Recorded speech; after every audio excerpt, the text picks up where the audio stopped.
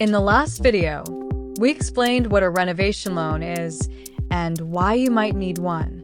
Today, let's look at the different types and how to choose the right option.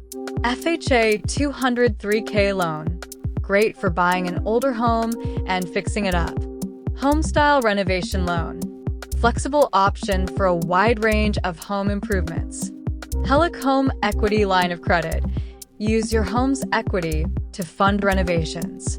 Cash out refinance, refinance your mortgage and use the extra funds for renovations.